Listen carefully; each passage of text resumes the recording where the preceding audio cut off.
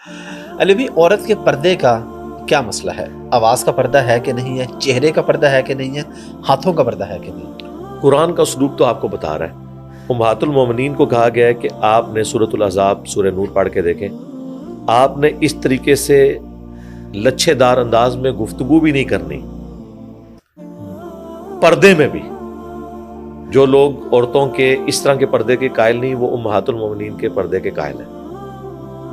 قرآن میں آیا کہ وہ جو تمہاری مائیں ہیں انہوں نے بھی اپنے بچوں کے ساتھ جو آنری طور پر النبی اولی بالمؤمنین من انفسہم وازواجہم امہاتہم,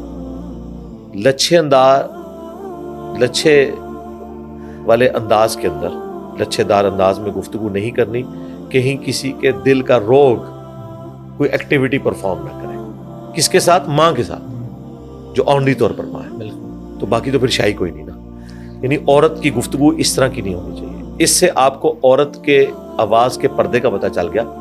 ہم نہیں کہتے کہ عورت مرد سے گفتگو نہیں کر سکتی, یعنی عورتیں جب بازار جاتی ہیں سودا صرف لینے کے لیے تو مردوں سے گفتگو کرتی ہیں, بالکل جائز ہے, کر سکتی ہیں, لیکن لچھے دار انداز میں نہیں ہوگی. ایسے انداز میں نہیں ہوگی جس میں ان کی آواز کی اٹریکشن کی طرف وہ ہوں.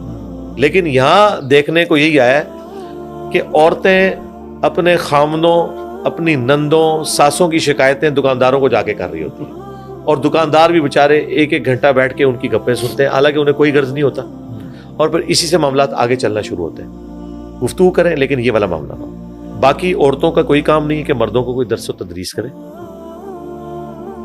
مرد ہی کریں گے انہیں. سیدہ عائشہ کی مثال دینا بالکل غلط ہے, کیونکہ وہ نبی علیہ السلام کی آئلی زندگی ٹرانسفر کر رہی تھی. ان کے بعد کوئی لیگیسی آگے چلی نہیں ہے کہ کبھی کسی عورت نے مرد کو درس دیا ہو.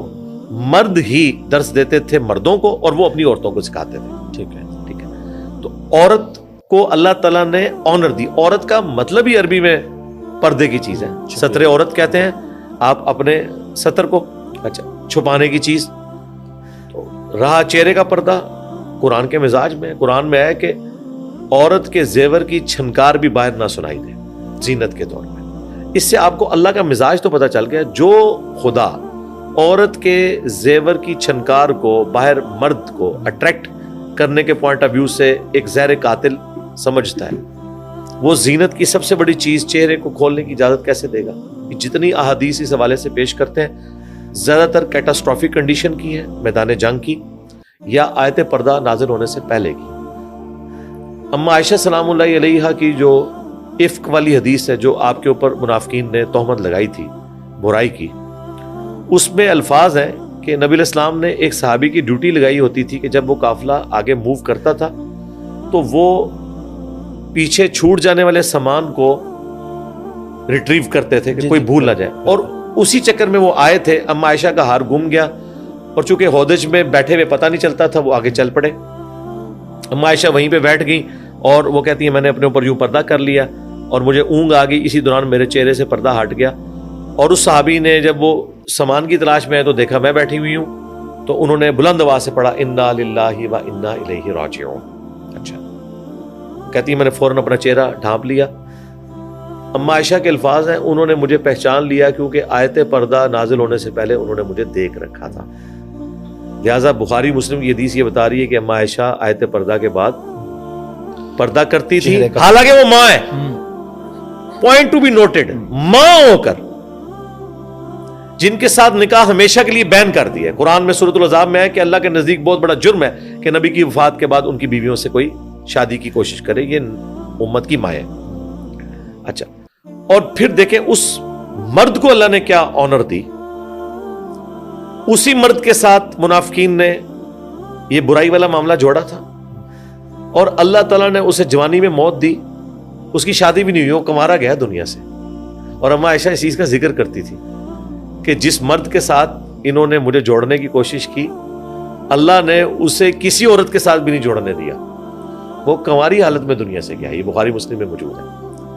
تو سیدہ عائشہ کی حدیث واضح بتا رہی ہے. پھر قرآن میں باقاعدہ ایک تو سینے پہ اوڑھنی لینے کا, جلباب کا ذکر آیا ہے, گھونگھٹ نما, اسی کی ماڈرن فارم یہ برقع ہے. البتہ یہ جو برقع اس سخت نوعیت کا کہ ہاتھوں میں بھی دستانے پہنائے ہوئے, یہ پردہ کو نہیں, یہ غلوف کے درجے میں. ٹھیک ہے, یہ عمومی زینت جو قرآن میں ہے نا, جو کھل جائے خود بخود, टखनों से नीचे ये हाथ, इसके ऊपर तो कुरान ने कदगर नहीं लगाई हुई है, लेकिन जो चीजें छुपाने वाली हैं वो औरत ने छुपानी है।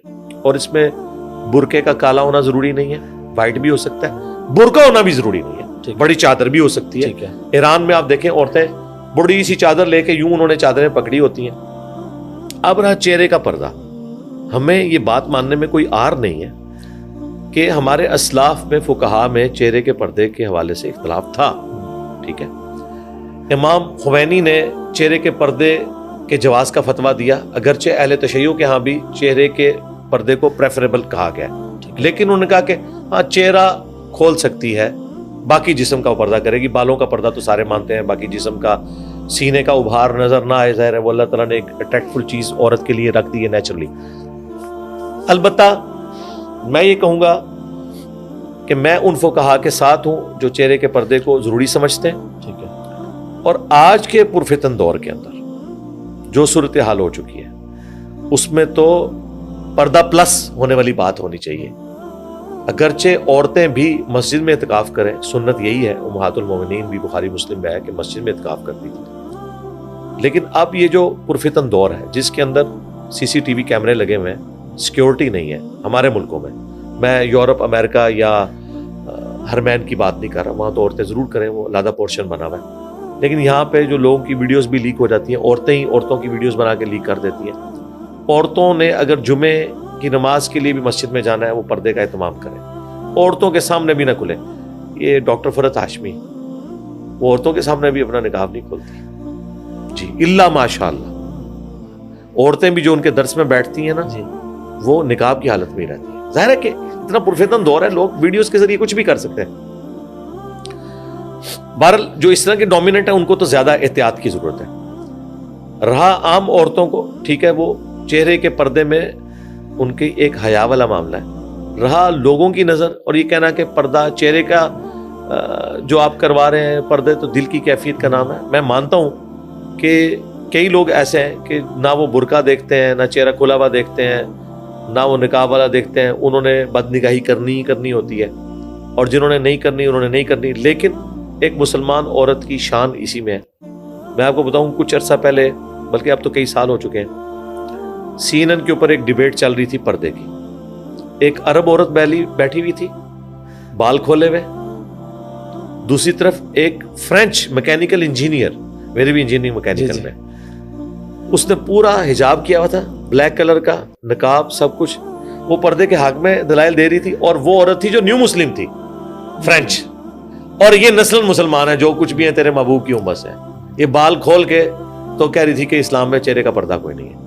नॉन मुस्लिम अगर तहकीक करके इस्लाम में आया है तो उसे पता है क्या है। पता है। यूसुफ एस्टेस ने बड़ी अच्छी बात की थी कि एक नॉन मुस्लिम क्रिश्चियन खातून थी, उन्होंने इस्लाम स्टडी किया और उन्होंने कहा कि यूसुफ मैं इस्लाम कबूल करना चाहती हूँ, लेकिन ये जो पर्दे वाला मामला है ये मैं नहीं कर सकती। तो वो कहते हैं कि मैंने उससे कहा कि तुम इस्लाम कबूल कर लो, इंशाल्लाह बाद में अल्लाह ने तौफीक दी तो कर लेना। तो उसने आगे से कहा कि मैंने कुरान स्टडी किया है, मैंने अहादीस पढ़ी है, क्या मैं अल्लाह का ये वाला हुक्म अपनी मर्जी से छोड़कर मुसलमान रह जाऊंगी कि अपने मर्जी के हुक्म को मैं मान रही हूं?